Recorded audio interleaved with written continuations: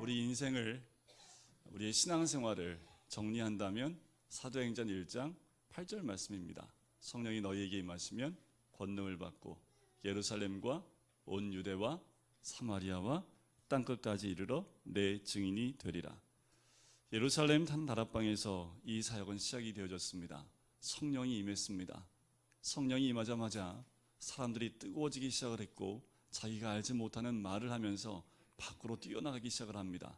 복음이 선포되기 시작하고 수없이 많은 영혼들이 그 말씀에 귀를 기울이고 많은 사람들이 죽게 돌아오는 역사가 일어나기 시작을 했습니다.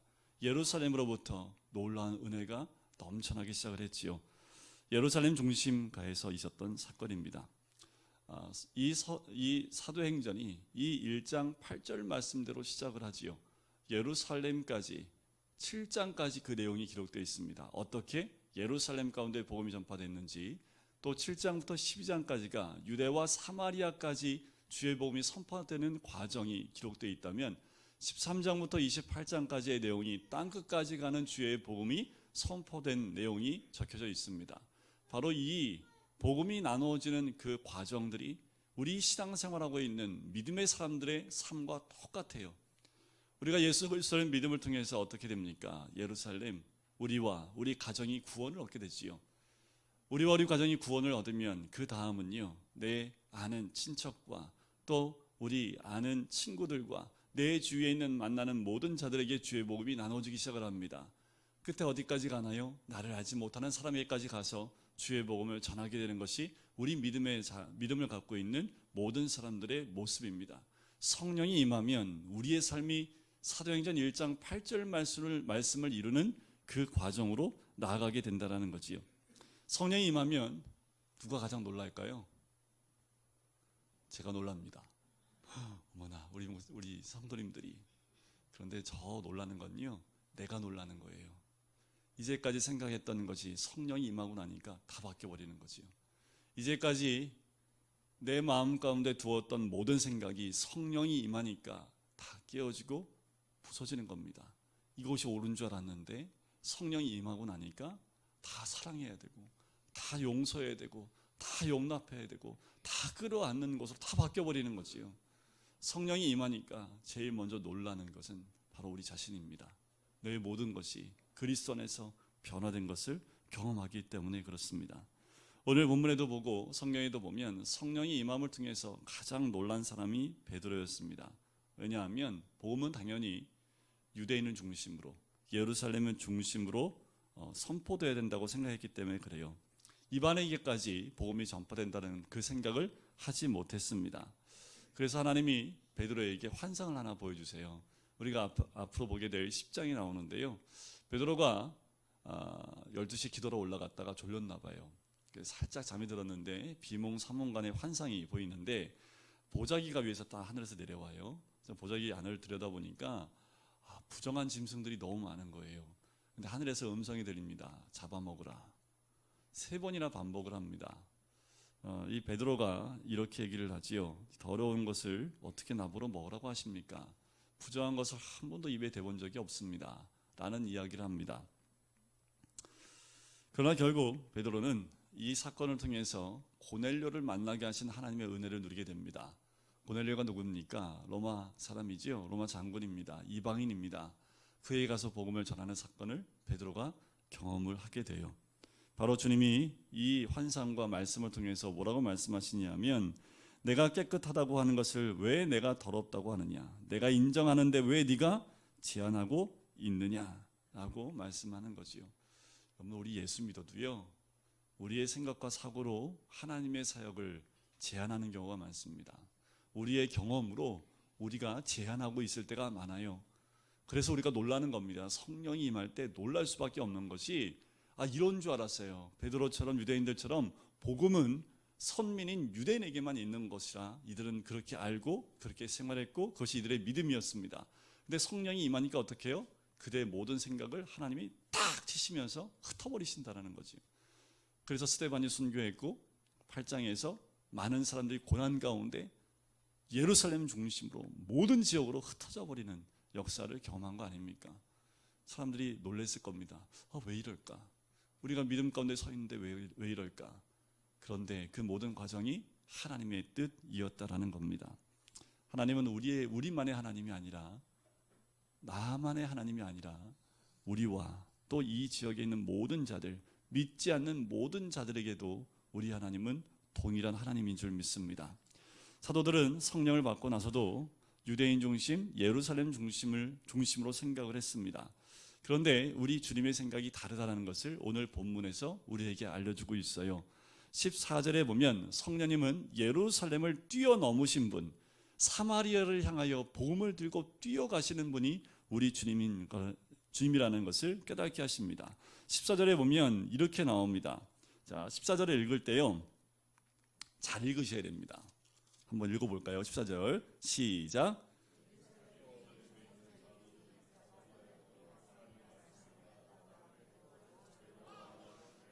자, 이 딱 한 단어, 아니 한 단어가 딱 뭐라고 해야 되나요? 요 한 글자, 이 한 글자 안에 어마어마한 하나님의 뜻을 우리에게 전해주고 있습니다. 무슨 글자일까요? 이게 도를 금방 찾으시면 안 되는데. 세상에 말하는 잘못된 도가 아니라 여기다 보면 사마리아 도라고 하지요. 사마리아에가 아니라 사마리아 도라고 말한 거 보면 어떤 거예요? 사람들이 사마리아는 복음을 받을 수 있는 곳이었다 생각을 했던 겁니까? 아닌 겁니까? 아닌 거예요. 그러니까 사마리아에도 복음이 전해졌다는 말을 들으니까 성령이 역사하신 것을 이들이 깨닫기 시작을 한 거지요. 사도들이 사마리아도 말씀을 받았다함을 듣고, 이제 이 다음에 한 단어가 생략되어 있는 거죠. 사도들이 사마리아도 말씀을 받았다함을 듣고 깜놀했더라. 깜짝 놀랐더라. 이 말이 나오는 거예요. 왜요? 도라는 말이 있기 때문에 놀랍다는 말이 들어갈 수밖에 없는 거죠. 지금 그게 생략이 되어 있는 거예요. 그러면 생각지 않은 일이 성령을 통해서 일어나니까 얼마나 놀랍습니까?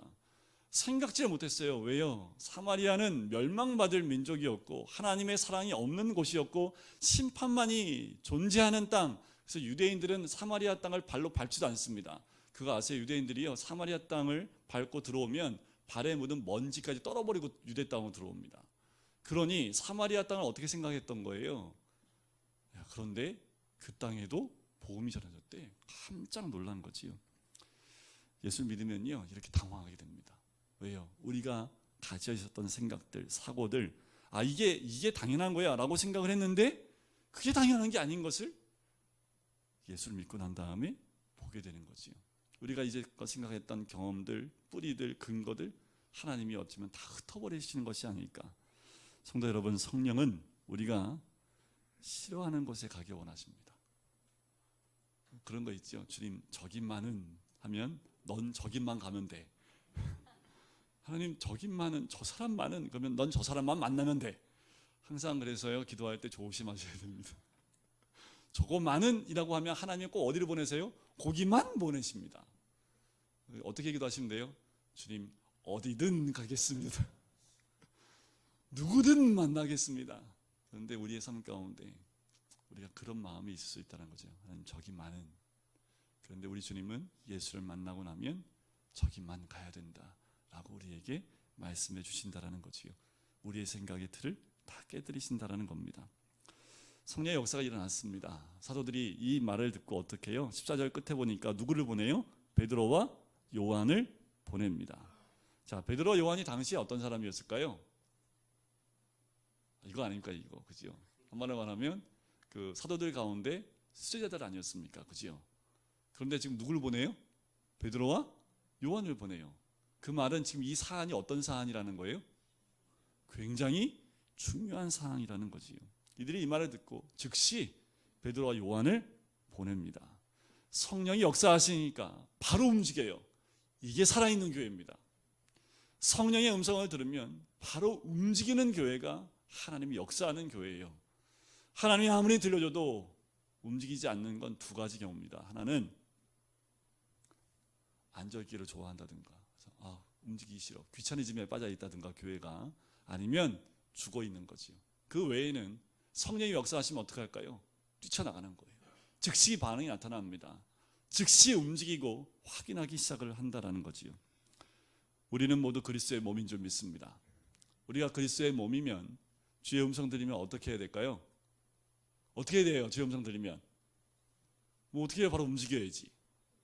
그죠? 그럼 안 움직이면요, 죽어 있는 거 아닙니까?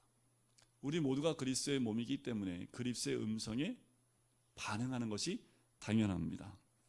사도들은 사마리아가 복음을 받았다는 말을 듣고요, 주저하지 않고 의심하지도 않고 즉시 베드로와 요한, 가장 핵심되는 두 사람을 파송을 합니다. 근데 참 재밌는 게 있어요. 이들이 가서 뭐 했을까요? 뭐 하러 갔을까요? 그럼 가서 뭐 해야 돼요? 맞나? 맞은 거 맞아요? 이 사람들? 한번 조사하고 확인하고 했어야 되는데 가자마자 뭐 했는지 15절 보세요. 뭐 했대요? 내려가서 그들을 위하여 성령 받기를 기도합니다. 사마리아 가자마자 제일 먼저 했던 게 뭐예요? 성령 받기를 위해서 기도했답니다. 왜 먼저 이것을 했을까요? 왜 이거부터 했을까요? 중요하니까. 그죠? 제일 먼저 해야 될 게 이거니까. 그럼 생각해 보세요. 근데 과연 우리 생각에 이게 더 중요했었을까요? 사마리아 애들 거짓말하는 거 아니야? 진짜 예수님 믿는 거 맞아? 야, 예수님 때문에, 예수 믿는 것 때문에 이 도시가 큰 기쁨이 임하고 안진배가 일어났고 귀신이 떠나갔고 유대 땅에 있었던 그 놀라운 사건들과 기적이 일어났다는데 진짜 그런지 한번 확인해 봐야 되는 거 아니야? 우리라면 그렇게 하지 않았을까요? 그 다음에 그러면 이 성을 위해서 우리가 뭐 할까? 이런 회의가 들어갔을 텐데 베드로와 요한이 가자마자 했던 건 뭐예요? 확인 절차가 필요 없습니다. 가자마자 뭐 한 거예요? 네가 받은 세례가 뭐냐? 물어보고 바로 성령 받기를 위해서 기도했다라는 거지요. 성령이 임하시면요, 우리가 생각했던 그런 논리하고 맞지가 않아요. 우리가 생각하기에 이것이 옳은 것 같고 이렇게 하는 것이 순서가 맞는 것 같은데 하나님이 원하시는 것은요, 그게 아닙니다. 자, 우선순위가 바뀌어요. 성령이 역사하시면, 주님이 함께 하시면 우리가 생각하기에 우선순위와 하나님이 보시기에 우선순위가 바뀐다라는 거예요. 그러니까 우리가 어떻게 움직여야 돼요? 내 생각대로 움직여야 돼요? 하나님 말씀대로 움직여야 돼요? 그럼 하나님 말씀대로 움직이려면 뭐를 포기해야 돼요? 내 생각, 내가 가지고 있던 경험들, 이 모든 것들을 내려놓지 않으면 베드로와 요한처럼 가자마자 성령 받기를 위해서 기도할 수 없다라는 거지요. 제일 먼저 하나님이 그들에게 명령하신 것은 이 사람들이 성령의 세례를 받도록 기도한 겁니다. 그 이유가 16절에 나와요. 우리 16절 같이 한번 읽어볼까요? 시작. 이는 아직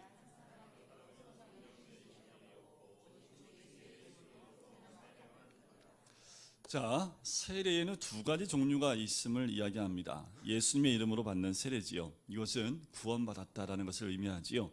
물 세례를 이야기합니다. 빌립이 하나님의 말씀을 전파했습니다. 어떤 사건이 일어났던가요? 사람들이 복음을 듣고요, 충격을 받습니다. 그들을 붙들고 있었던 어둠의 영이 떠나기 시작을 합니다. 하물며 그 마술사였던 시몬도요, 그 복음을 받아들였다라는 거지요. 안진뱅이가 일어나요. 중풍병자가 나음을 얻습니다. 사람들이 복음 듣자마자 뒤집어지기 시작을 합니다. 울고 난리가 나면서 또 기쁨으로 하나님께 찬양드리기 시작을 합니다. 그들 모두가 주님 앞에 나와 세례를 받습니다. 온 성의 기쁨이 충만하게 역사하는 것을 경험하게 되는 거지요. 위치가 바뀌었습니다. 세상에서, 이 땅에서 하늘나라로 그 위치가 바뀌어요. 마귀에게서 하나님께로 옮겨갔습니다. 죄인에서 의인으로 바뀐 거예요. 그 안에 무엇이 있습니까? 하나님의 생명이 들어간 거지요. 신분이 바뀌어버립니다. 그러니까 어떻게 해요? 이제껏 태어나 살았던 사마리아 땅인데 달라 보이기 시작을 하지요. 이제껏 살았던 땅이 새로운 땅으로 바뀌어버리는 겁니다. 하나님의 생명이 있기 때문에 그렇지요.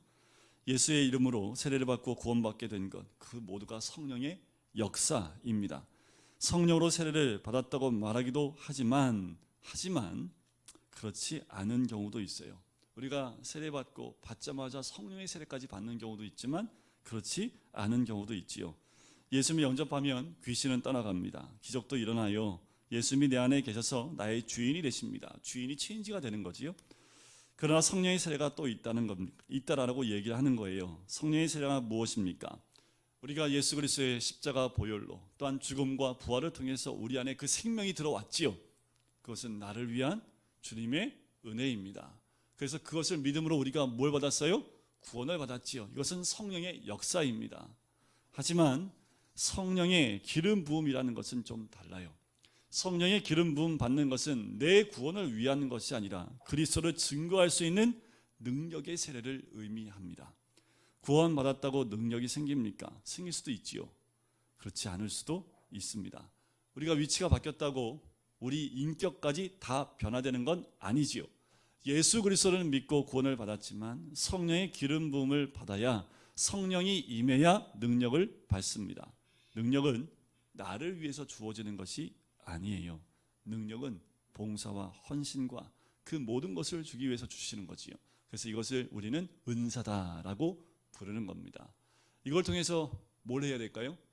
전도입니다. 생명 구원입니다. 영혼을 구원하는 일에 쓰임 받는 거지요. 그래서 여러분들 선교지에 나가면요, 이 성령의 기름 부음이 엄청나게 역사 일어납니다. 여러분들 우리나라에도 초대교회 때, 여러분들 60년대 70년대 곳곳에서 하나님의 역사 일어났던 것 많은 보고로 우리는 알고 있습니다. 정말 많은 환자들이 일어남을 다 받았고요, 귀신에 붙들려 있던 영혼들이 죽게로 돌아오는 귀한 은혜도 많이 경험을 했던 것이 이 땅이기도 합니다. 그래요, 선교지에 영혼 구원을 위해서 하나님의 놀라운 역사가 있었다라는 거지요. 성령으로 능력을 받지 않으면 전도를 못해요. 전도를 하고 싶어도 쉽지가 않다라는 거지요. 성령의 세례가 없다고 해서 구원을 받지 못하는 건 아니지요. 제자들 생각해 보세요. 제자들이 예수님이 십자가에 죽으시고 부활하신 걸 다 만났고 또 믿었습니다. 그런데 베드로하고 그 제자들의 모습은 어때요? 여전히 두려움에 사로잡혀 있고 힘이 없는 그들의 모습을 어떻게 해요? 발견하게 됩니다. 해결점은 단 하나입니다. 성령이 임해야 되는 거지요. 마가다락방에 사도행전 2장에 성령이 임하니까 두려워 떨어 숨어 있었던 영혼들이 어떻게 해요?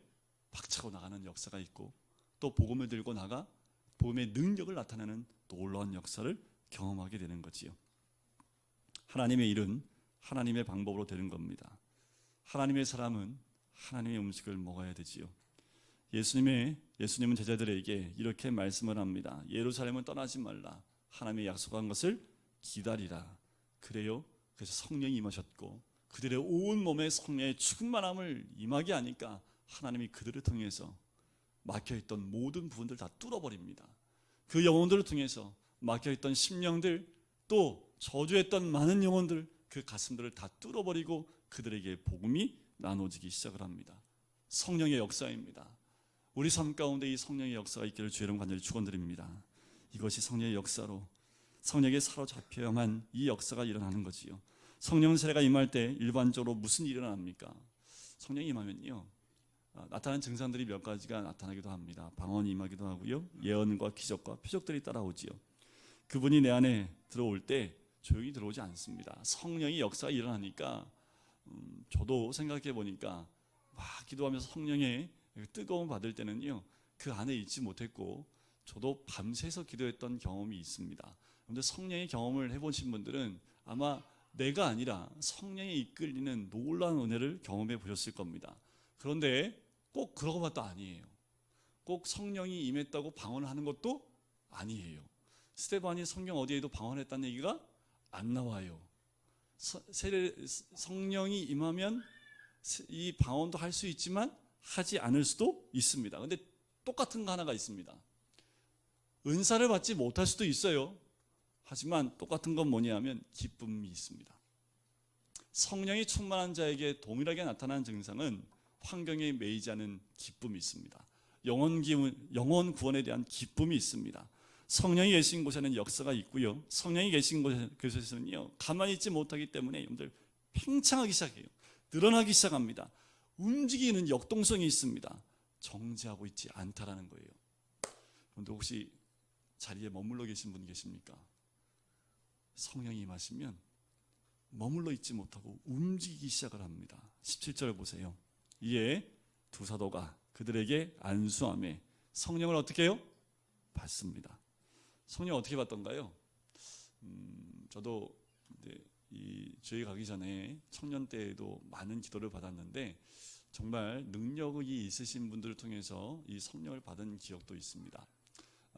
어떤 능력자, 오늘 보니까 두 사도에 의해서 안수를 받음에 성령의 역사가 일어났던 이 경험을 경험하게 하지요. 근데 이것만이 방법이 아니라요. 사도행전 10장에 보면 고넬료는 어떻게 성령을 받았던가요? 말씀 듣다가 성령이 임해버려요. 말씀 듣다가 갑자기 성령이 임하니까 예언이 터지고 방언이 터지는 역사를 봅니다. 베드로가 그것을 보고 세례를 주는 그 역사가 일어나게 되는 거지요. 성령 세례가 임하면 동일하게 역사하는 것이 있습니다. 어둠의 영입니다. 18절과 19절인데요. 시몬이 나타납니다. 같이 한번 읽어볼까요? 18절과 19절입니다. 시작. 시몬이 사도들의 안수로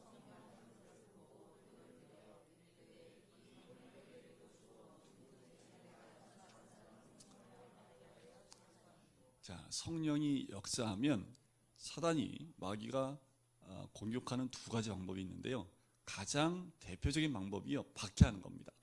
스데반이 성령에 충만하여 얼굴이 천사와 같으니까 어떻게 해요? 돌을 들어 공격을 했지요. 이건 좀 쉬워요. 끝까지 고난 받으면 되지요. 그지요? 그런데 더 무서운 두 번째 방법이 있는데 그게 뭐냐면요, 아주 교활하게 우리의 마음을 흔들어 놓는 겁니다. 뭘로요? 성령을 물질화 시켜버리는 거예요. 성령을요 상품화 시켜버려요. 성령을 세속화 시켜버립니다. 물질과 바꿔버리는 거예요. 땅의 기쁨만 알던 사람이 하늘의 기쁨을 맛보는 것, 무엇과도 비교할 수 없을 정도로 좋은 거지요. 성령의 역사가 일어나면 이런 기적이 있습니다.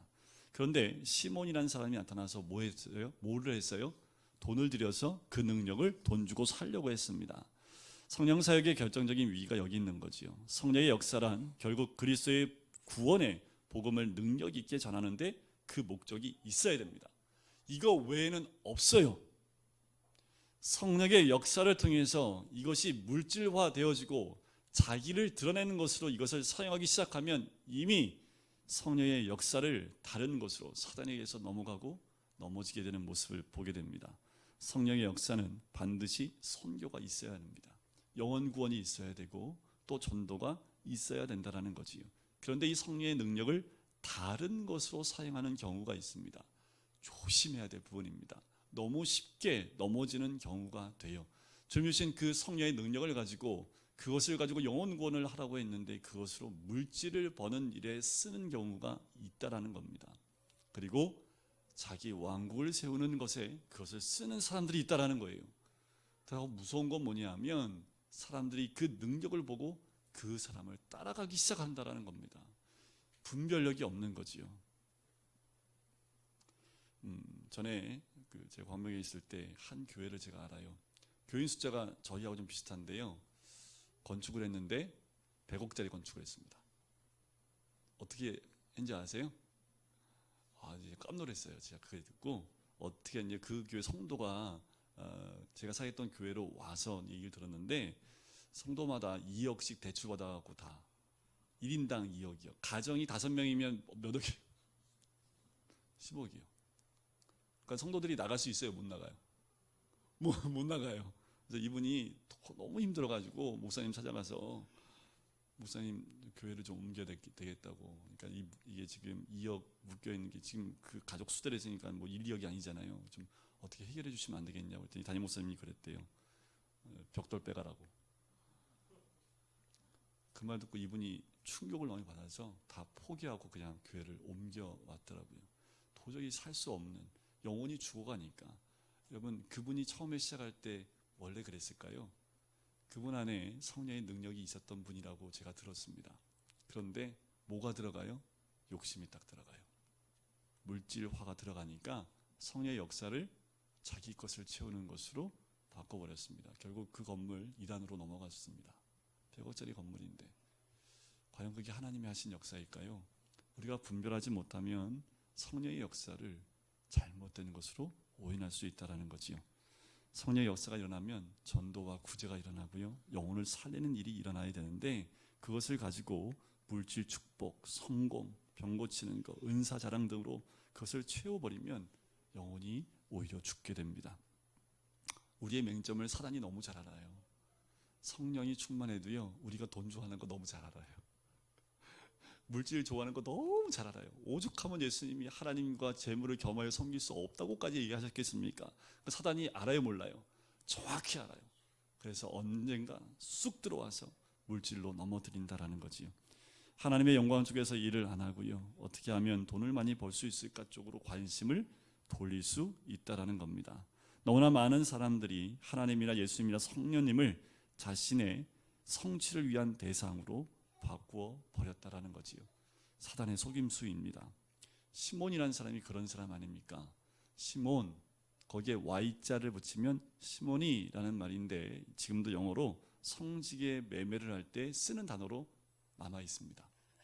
아마도 이 시몬이라는 사람 회개하지 않은 것 같아요. 결국 사람들이 유혹하고 현혹하는 일을 했던 것 같습니다. 오죽하면 지금 영어 단어 가운데 이 사람 이름이 남아 있겠습니까?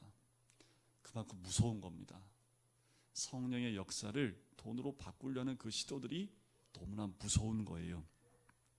얼마나 위험한 겁니까? 하지만 귀신 쫓고 능력케 하는 것, 그거보다 더 중요한 게 있습니다. 성령의 능력으로 그런 예언과 방언과 귀신 쫓아냄과 병 고치는 능력이 있는 것보다 더 중요한 건 뭐냐 하면 열매입니다. 영혼의 열매가 있어야 돼요. 삶의 거룩의 열매가 있어야 됩니다. 희생의 열매와 헌신의 열매가 있는지 살펴봐야 돼요. 그게 답입니다. 성령의 능력이 있다 하지만 열매가 없다면 그거는 껍데기일 가능성이 높다라는 거지요. 성령 사역에서 가장 큰 유혹은 이런 물질과 세속의 영광을 섬김과 연관시킴으로 하나님의 영광과 그 빛을 못 보게 하는 겁니다. 20절 한번 보실까요? 20절을 같이 한번 읽겠습니다. 시작. 베드로가 이르되 내가 하나님의 선물을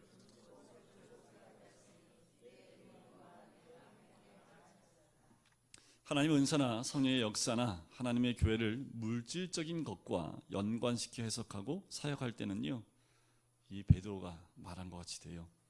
21절 볼까요? 하나님 앞에서 내 마음이 바르지 못하다는 거죠. 그러니 이 도에는 내가 관계도 없고 분깃될 것도 없다라는 겁니다. 여러분, 성령을 물질화 상품하는 사람 자신도 이 도와 분깃과 아무 상관이 없습니다. 그러므로 너의 이 악함을 회개하고 주께 기도하라. 혹 마음에 품은 것을 사하여 주시리라. 마음이 하나님 앞에서 바라야 됩니다. 이 마음이 하나님 앞에서 바르지 못하면 우리 모두도 어떤 사람도 넘어지지 말라는 법이 없습니다. 오늘도 주님 앞에 계십니까? 우리 주님 앞에 있어야 됩니다. 주님 앞에 있지 않으면 어느 순간에 또 넘어져 있는 우리를 발견하게 되는 거지요. 성령 세례 우리 모두가 받아야 됩니다. 성령의 능력이 있어야지만 우리 주변에 죽어가는 영혼을 살릴 수 있고 구원할 수 있습니다. 성령을 구원받고 늦게 받든 세례받음과 동시에 성령 세례를 받든 성령 세례를 받고 나중에 물 세례를 받든 중요한 것은 우리 모두가 성령의 충만한 은혜가 우리 모든 삶 가운데 있어야 될 줄 믿습니다. 우리 모든 성도님들 이번 한 주간 집안에 성령의 기름 부음이 있는 복된 한 주가 되길 간절히 축원합니다. 어둠의 영이 떠나고 주의 권능이 임하는 가정, 내가 일하는 일터가 땅이 진동할 만한 성령의 능력이 우리 이곳에 있는 우리 성도님 때문에 그곳이 역사가 일어나는 귀한 장소가 되길 주의 이름으로 간절히 축원드립니다. 우리 시간에 같이 기도할까요?